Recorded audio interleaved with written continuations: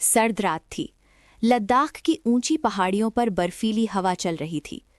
तापमान माइनस में था, लेकिन भारतीय सेना के जवान पूरी मुस्तैदी से सीमा पर डटे हुए थे।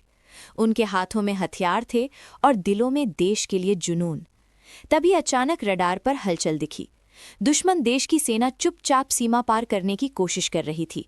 उनका मकसद साफ था, भारतीय पोस्ट पर कब्जा करना और भारत को झुकाना। इस पोस्ट की कमान कैप्टन अर्जुन राठौर के हाथ में थी। हालात की गंभीरता समझते हुए उन्होंने तुरंत सभी जवानों को अलर्ट किया।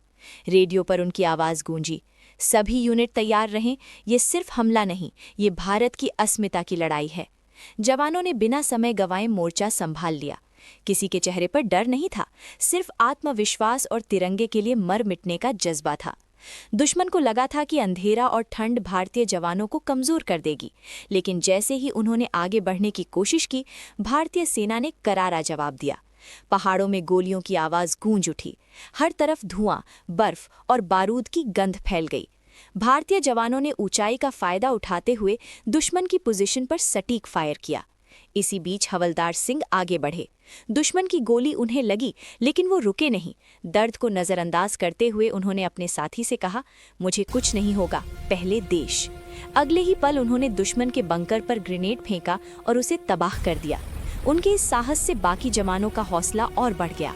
भारतीय सेना ने ड्रोन की मदद से दुश्मन की हर हरकत पर नजर रखी। चारों तरफ से घेराबंदी कर दी गई। दुश्मन सेना घबरा गई, उनके कदम डगमगाने लगे।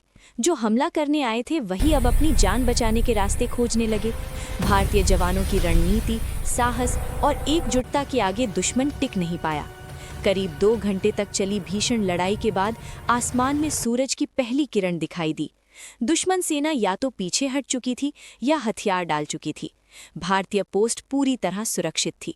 उसी पोस्ट पर तिरंगा पहले से भी ज्यादा शान से लहरा रहा था। कैप्टन अर्जुन ने रेडियो पर कहा, मिशन सफल रहा, भारत सुरक्षित है।